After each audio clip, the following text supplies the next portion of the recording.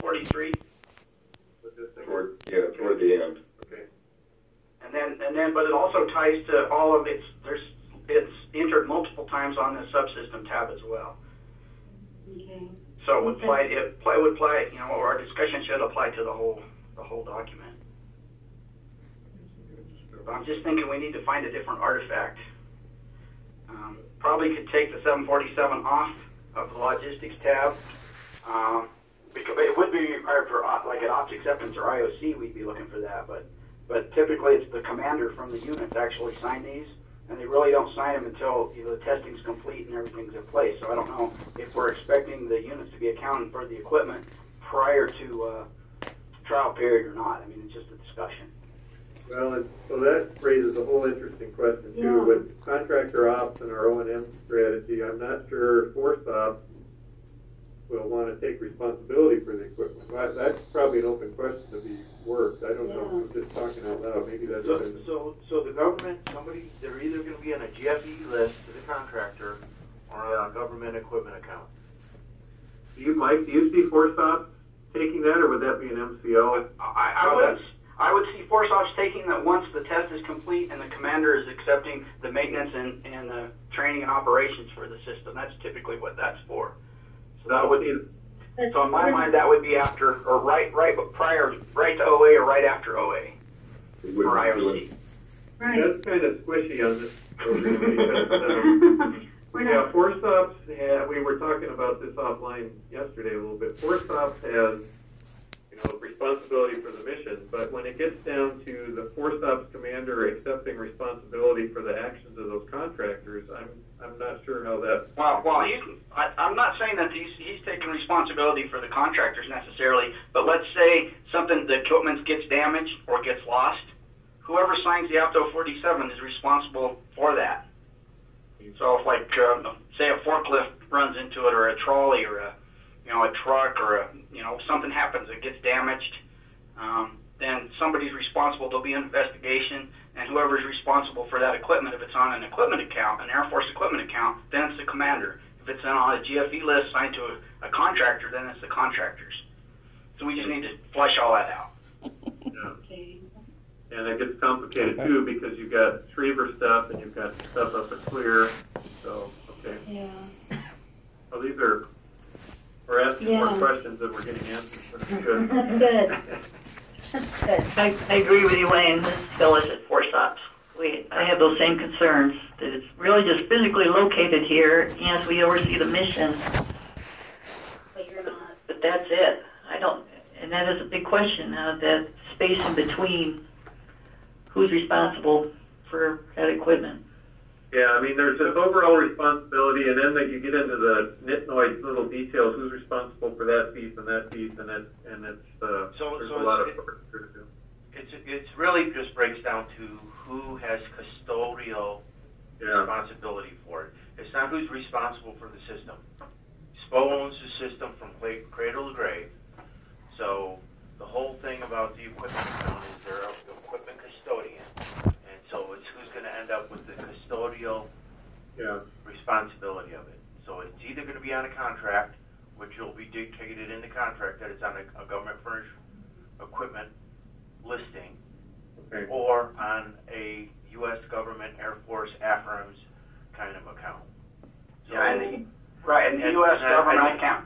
And I don't know if you guys know, they are getting really, really nitnoid picky on this thing because they have this new fire, however you say the acronym, for this new accounting for the contractors to account for equipment that's provided by the government. So this gets to be a big deal. Is this something that we would discuss in the DMOC? No, like the ASMOCs and the PKMA equipment, all that's on Force Ops equipment account. It sits in Force Ops' physical space. Force Ops is the one that controls access to that space. So therefore, that equipment is accounted for by Force Ops. Sure, but if we have a GFE to a contractor in this program, would we want that on the DMOG, on the EHF, the EPS DMOG? So the DMOG is usually just talking about the equipment at the depot. Yeah. All right. So what about ILSM? I mean, I'm just throwing stuff out here because I don't know this world very well. What about, is that something we should talk about at the ILSMT? Oh, absolutely. We can talk about it there. Okay. Okay. Okay. You got that, Cindy? But for this form, I'm just trying to figure out, that one line on line 143. I think that needs to be removed. But absolutely, we still need to talk about it in another forum. Yeah. Well, that's why we're doing this. We're really trying to sort through, even if it doesn't go here, it's clearly something that the program, I bet, has not thought about too seriously yet. But the bigger question is, I'm going to go ahead and jump to the subsystem tab. If you can all jump to the subsystem tab, all of the artifacts for that, it says 747. So we need to, think about that too. We don't want to track that in multiple places.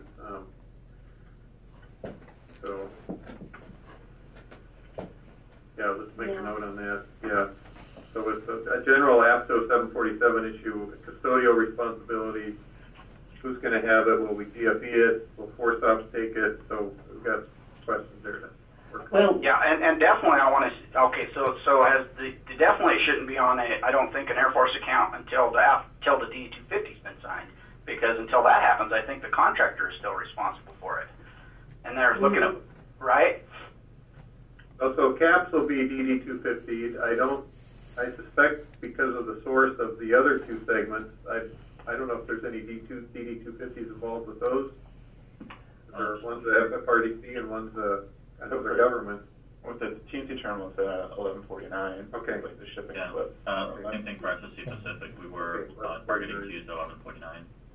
Okay. Does that still hold, Mike? That Well, I certainly can't speak for the Navy, but for the Air Force equipment, we usually, for our contractor, generally have to have a DD-250 signed. And what that says is the government accepts it from the contractor, that the contractor delivered the equipment that the SPO put on contract. But like I said, I can't speak for other services. So well, the Navy, it's really. Go ahead. The only difference is since we're not technically a contractor, since we're also government, it was a government-to-government transfer. That's why we were targeting to use the 1149. Yeah, and that would make sense because you've already DD-250 from your contractor when they delivered it, whenever that was. So, Peter, can you remind me? I remember having this discussion once before, but when if not already, are you projecting the 1149 transfer of the gateway to SMC? So I don't know if we decided on a specific date. I mean, we can do it anytime it makes sense. I just don't know if we've all figured out and agreed upon a date when it makes sense. Okay, all right. I like phrases like that. Anytime it makes sense. Okay. And Lincoln, do you know what the Lincoln? I don't know. I'd have to check on that. I can take an answer for that though. Okay. Yeah, we will want to show that somewhere on a schedule eventually. Yeah. Those are key milestones. Okay. Yes. Yeah. Okay. Anything else about the 747? Well, I am. This is Phyllis Martin again at Force Ops. I am concerned that I'm not getting the Force Ops people who need to know or be in this logistics loop. They're not aware that they're going to have this descending on them. So they need to get involved in the ILSMT and all that. So. Can you give us a list of people? Well, the only one I know of right now, and I need to talk to her, but Lieutenant Cho. Okay. And they've been asked to coordinate the JARMET for the testing guys. So that's all logistics, reliability, and all that for testing. Is it the MA shops? You still is that what it's called? Is that Chuck Madeline stuff? I'm pretty sure it'll be within there. But I don't think anyone in there is aware that this is coming. So, I just come from the ops side, so. Is Chuck still the lead there, or the? Yeah. So I'll send a note to him and Lieutenant Cho, and I need to figure out when the ILSMT is on 9-May, I'm just seeing. Yeah. So we need to make sure these people get there so they're involved in these discussions. Right. Cindy, can you make sure that they're invited?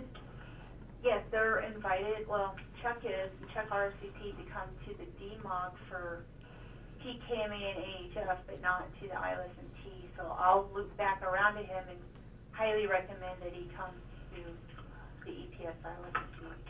Maybe if time is limited, maybe we could even just carve out an agenda item just for him early or late in the day so he could make that discussion and just so he gets a heads up and a little orientation to what some of these issues are. Sure. I'll let me talk to him, and then I'll come back with you guys to see if he can come all day, then we won't need to do that. But let me see what the schedule looks like. Great, thank you. Okay, what's our? Go ahead. Oh, I was just going to say the next topic I wanted to talk about was tech data. Okay. Starting on line 99. So I didn't know that we were going to have. Oh, I'm sorry. On logistics. Okay. Yeah, line 99. All right. So we talk about TOs here. I didn't think that we were going to have TOs necessarily for EPS, but we're not. But according to this spreadsheet, we got a lot of stuff on here. This spreadsheet was taken from AEHF as an example. Okay, no, that's good. So that's probably where it came from, but we can definitely strike all that out. Yeah. Well, I don't necessarily want to strike out the tech data, but the TOs maybe need to be striking out. With the TOs, because they're coming from the developers. They're contractor generated or developer generated. So then that's going to beg the question, what's the verification method and the artifact? Yeah. That's a big question they haven't answered or even asked. Validation. So this is Peter. So maybe it's a terminology thing, but for the EPS gateway, we're developing an ONMI that's going to cover the gateway piece at Clear and at the provider edge. So it's just going to be a single ONMI. I just want to make sure we're saying the same thing here. Which is really the operations procedures, is that right? Operations and maintenance instruction, yeah. Right. Operator and maintenance procedures. So I would agree we don't want, Air Force official TOs, but I think we're looking from each segment for something analogous like what Peter's saying for Gateway. I think CAPS is going to provide some operator checklist, maintenance, and I think the same thing under the terminology. There's checklist, there's also the ONMI instructions. Yeah, so we can delete TOs, but we want to leave something in to make sure we get ops procedures, maintenance procedures, yeah. If you guys happen to know the numbers or the names of those things, if you can send those to me, then we can get them in the spreadsheet. Sure. Or if you want to edit the spreadsheet and send it to us, that would be fine. Even, if you all take an action and like what the delivery due dates are, I know some of that stuff's coming, or maybe it's been delivered, but just end of this year. Yeah, so if we can track to those dates. I'll just send an email. December, I think. I'll just send an email. The manual, so Gateway. Okay. But the like they already mentioned, the verification method and the approval authority. I mean, it's more or less the government's reviewing it and accepting it. Yeah. There's no, it's not you don't have the Valver process that they typically do for the Air Force ones. Will you get involved with logistics? Do you need to review all the ONMI? So from an Air Force perspective, at least from a logistics perspective, for tech data that the contractors use, what we kind of are going to ask is that the tech data be adequate enough to recompete a contract if it some catastrophe happened, or we just got to make sure that the data is usable and we can for other contractors and